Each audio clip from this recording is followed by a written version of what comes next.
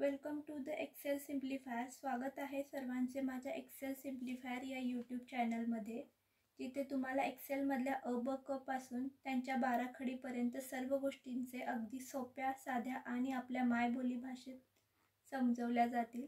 चला तर मग चालू करूयात. तर सगळ्यात आधी हे समोर तुम्हाला जी स्क्रीन दिसते त्याला म्हणतो डेस्कटॉप. डेस्कटॉपच्या खाली एक टास्क बार असतो. हा आहे टास्कबार. टास्कबारच्या शेजारी एक छोटंसं खिडकीचं बटन असतं, त्याला म्हणतो आपण स्टार्ट बटन. आणि त्याच्या शेजारी असतो सर्च बार. सर्च बारवर एक्सेल सर्च केल्यास तुम्हाला एक्सेल ओपन होईल. त्यासाठी EXCEL एक्सेल प्रेस करून टाईप करून एंटर करा. त्याच्यानंतर आपल्याला एक्सेलची विंडो ओपन होईल. एक्सेलची विंडो ओपन झाल्यानंतर आपल्याला घ्यायचं आहे ब्लँक वर्कबुक.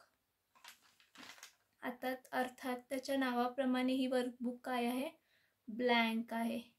इथे जिथे बुक 1 एक्सेल दिसतं ना, त्याला म्हणतो आपण टायटल बार. जे की आपण आपल्या फाईलला नाव देतो ते या टायटल बारवर दिसतं. टायटल बारच्या राईट साईडला आहे कंट्रोल पॅनल. इथून तुमचा प्रोग्राम क्लोज होऊ शकतो, इथून तुमचा प्रोग्राम रिस्टोर होऊ शकतो. म्हणजे की तुम्ही विंडोज छोटी करून ॲट ए टाइम 2 विंडोमध्ये देखील काम करू शकता. विंडो मॅक्झिमाइज करण्यासाठी देखील तुम्हाला त्याच ऑप्शनवर जावं लागेल. हा आहे मिनिमाइजचा ऑप्शन. मिनिमाइज केल्यावर तुमचा प्रोग्राम टास्क बारवर येऊन बसेल. म्हणजेच इथे पुन्हा तुम्ही टास्क बारवर जाऊन तिथून तुमचा प्रोग्राम मॅक्झिमाइज करू शकता. इथे आहे क्विक ॲक्सेस बार. क्विकली अंडो करणे, सेव्ह करणे, रिडो करणे असे ऑप्शन तुम्ही क्विक ॲक्सेस बारवर ॲड करू शकता. त्याच्यानंतर इथे आहे tabs. File tab, home tab, insert tab, page layout tab, formula tab, data tab, review tab, view tab, help tab. हे सर्व टॅब्स आपण 1 बाय 1 पाहणारच आहोत. त्याआधी एक्सेलमध्ये जे काही आपण काम करतो हे टेबल फॉर्मॅटमध्ये काम करतो. म्हणजेच उभे जे असतात त्याला म्हणतो आपण कॉलम्स आणि आडवे जे असतात त्याला म्हणतो आपण रो. आणि intersection of column and row मिळून काय तयार होतं, सेल. सेल म्हणजे हा चौकोनी बॉक्स. या सेलला पर्टिक्युलर एक सेल ॲड्रेस असतो. तो कसा बघायचा तर ते आपण आज पाहणार आहोत. तर जसं की मी सांगितलं, एक्सेलमध्ये उभे जे असतात त्याला कॉलम म्हणतात. आणि कॉलम हे आपण अल्फाबेट्सनीच म्हणजे A B C D E F G H I J K अशा प्रकारे दर्शवलेले आहेत. असे टोटल नंबर ऑफ कॉलम्स किती आहेत, कुणी म्हणतं Z पर्यंत आहे. बट Z पर्यंत गेल्यानंतर पुन्हा AA, AB, AC, AD, कुणी म्हणेल AZ पर्यंत कॉलम आहेत. पुन्हा AZ पर्यंत आल्यानंतर पुन्हा BA, BB, BC, BD असे कॉलम सुरू येतात. तर टोटल असे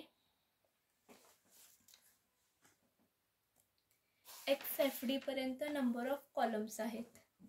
तसंच आपण बघितलो मगाशी, जे हॉरिझॉन्टल असतं म्हणजेच आडवं असतं त्याला काय म्हणतो आपण, रो. आणि रो हे नंबर्सनी डिनोट केलेले असतात. 1 2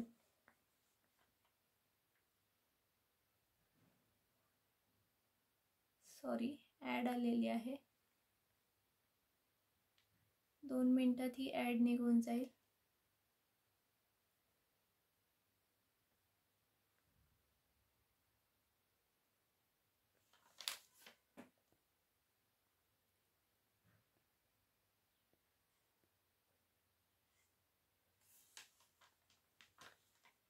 तर आडवे जे असतात ते रो, आणि रो हे आपण नंबर्सनी डिनोट केलेले असतात. 1 2 3 4 5 6 7 असे. तुम्हाला काय वाटतात की किती रोज असतील? कुणी म्हणतं 100 आहेत, कुणी म्हणतं 500 आहे, कुणी म्हणतं 1000 आहे, कुणी म्हणते 1 लाख आहे. तर ॲक्च्युअलमध्ये टोटल नंबर ऑफ रोज किती आहेत? 10,48,576 हे नंबर ऑफ रोज आहेत. आणि हे सर्व फक्त एका शीटवरही आहे. शीटवरती म्हणजे लाईक एका पेजवर म्हणतो ना, तसं एका शीटवर आहे. तर तुम्हाला समजा पूर्ण एखादी कॉलम सिलेक्ट करायची असेल 10,48,576 पर्यंत, तर तुम्हाला त्यासाठी त्या कॉलमवरील जो त्याचा कॉलम नेम आहे, जसं की ABC, त्याला तुम्ही क्लिक केलात की तुमची पूर्ण 10,48,000 नंबरपर्यंत तुमचा पूर्ण कॉलम काय होईल? सिलेक्ट होईल. तसंच तुम्हाला पूर्ण रो सिलेक्ट करायची असेल तर त्यासाठी तुम्हाला काय करावं लागेल? तुमच्या रो नंबरवर जस्ट तुमचा कर्सर न्यावं लागेल आणि त्याला क्लिक केलात की तुमचं पूर्ण लास्ट XFD पर्यंत तुमची पूर्ण रो काय होईल? सिलेक्ट होईल. हे झालं कॉलम. समजा तुम्हाला काही केसेसमध्ये पूर्ण शीटच सिलेक्ट करायची आहे, मग त्या केसमध्ये तुम्ही काय करणार? तर त्या केसमध्ये आपण काय करू शकतो? इथं कॉलम A आहे आणि इथे कॉलम रो नंबर आहे. या दोघांच्या मध्ये एक ट्रायंगल दिसतोय. त्या ट्रायंगलवर तुम्ही जाऊन तुमचा कर्सर ठेवून क्लिक केलात तर तुमची पूर्ण एंटायर शीट काय होईल? सिलेक्ट होऊन जाईल. इथपर्यंत कुणाला डाऊट नसेल, तर डाऊट असेल तर तुम्ही कमेंट करू शकता. समजलं असेल तरीही तुम्ही कमेंट करू शकता.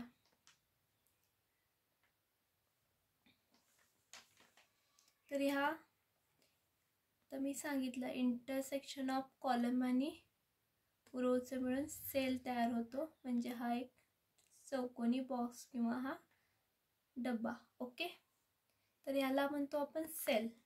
या सेलसाठी पर्टिक्युलर सेल ॲड्रेस आहे, तो कसं बघणार आपण?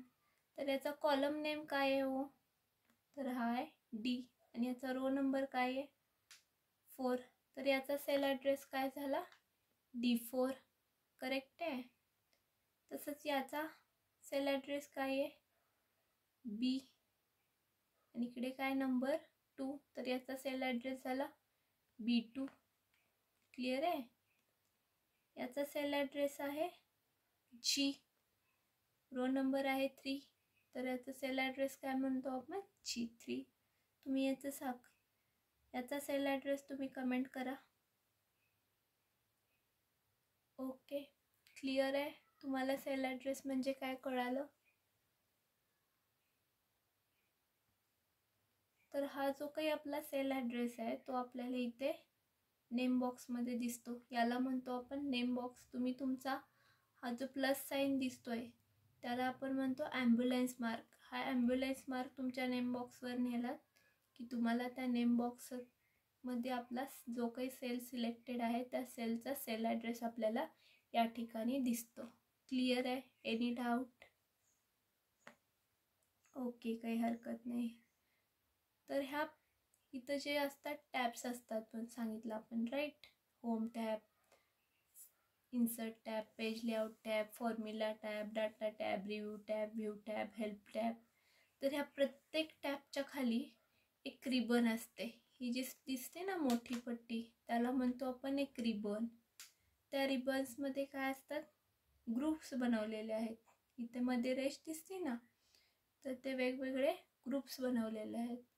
जसं की आता होम टॅबमध्ये आलो आपण, तर इथे आहे clipboard group, font group, alignment group, number group, style group, cells group, editing group, add ins group. तर असे प्रत्येक टॅबमध्ये वेगवेगळे ग्रुप्स आहेत. ते आपण 1 बाय 1 रोज पाहणार आहात. तर आज पुरतं एवढंच. उद्या आपण होम टॅब शिकणार आहोत, त्यामधील फॉन्ट ग्रुप शिकणार आहोत. तोपर्यंत तुम्ही प्रॅक्टिस करा. उद्या पुन्हा भेटूयात. थँक्यू.